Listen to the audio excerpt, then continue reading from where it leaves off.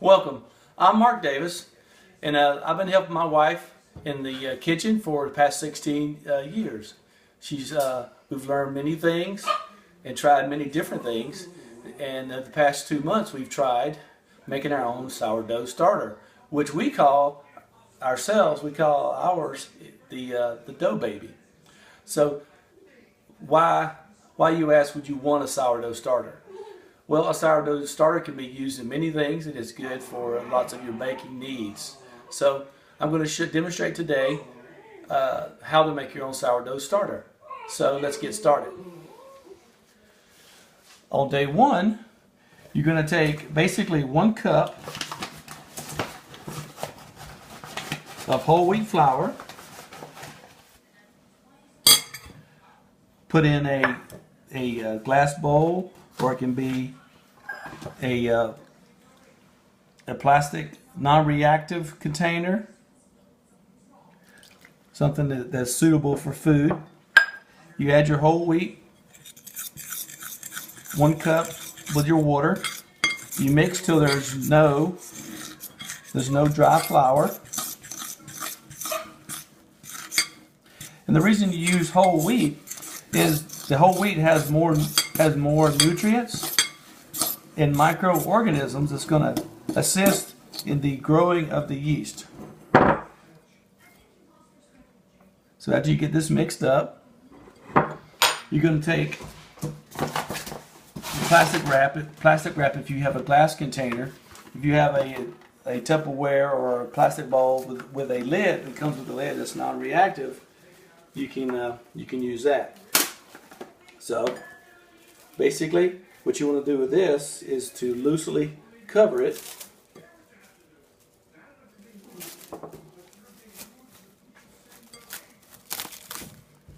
Just loosely cover it. After you loosely cover it, you can put it on if your house is 68 degrees or warmer, you can put it on top of your fridge. If it's in the middle of the winter and you need some heat, you can put it on top of your water heater, and or you can use a heating pad to assist the yeast in growing.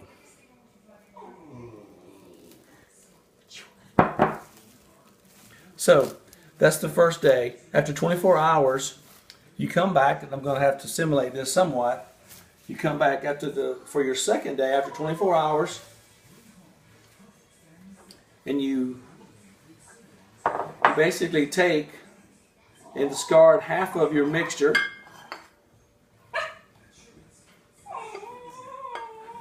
leaving yourself a half a cup of your mixture. And then on the second day, you're going to use all-purpose flour. All-purpose flour, a half a cup of all-purpose flour, and you're going to use half a cup of water.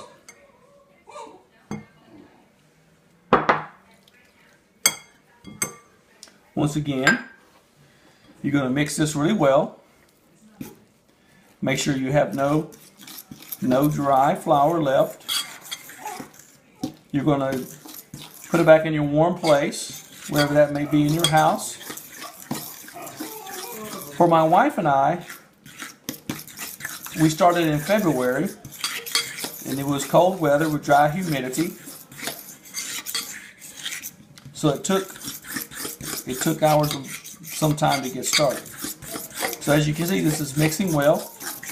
You want to incorporate the first day, along with the second day,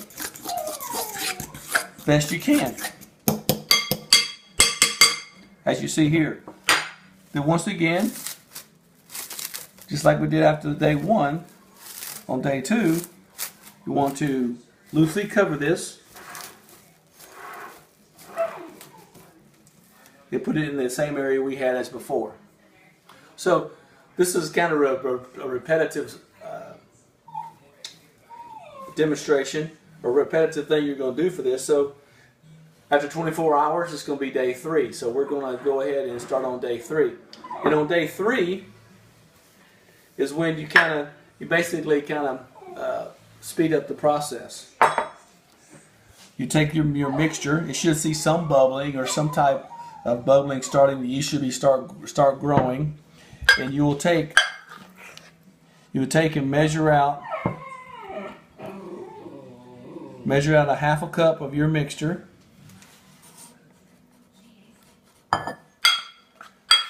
Leave yourself four ounces or a half a cup of your mixture. That's about a half a cup.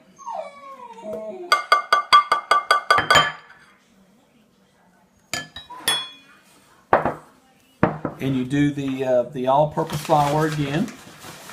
Half a cup all-purpose flour. And your half a cup of water.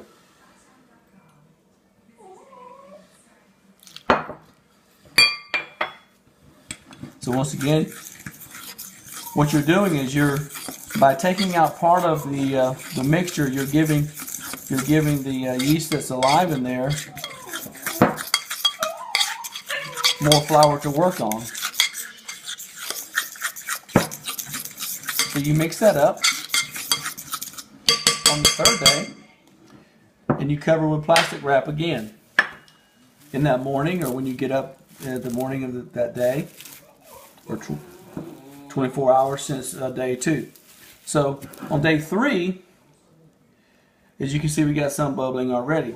On day 3, you 12 hours later, or as your schedule allows, you repeat what you did that morning, which I'm not going to simulate here. But what you would do is, once again, you would take out most of your mixture. You would leave yourself half a cup, and you would repeat that for every 12 hours for up until the 5th day. Somewhere around the 5th to the 7th day, you should really start noticing how your yeast is multiplying and it's doubling in size. And that's when you know that you're getting close to where you can use it in your sourdough bread mixture. So I'm going to show you now what my wife and I have done in the past 4 weeks or so, and how it should look after that time.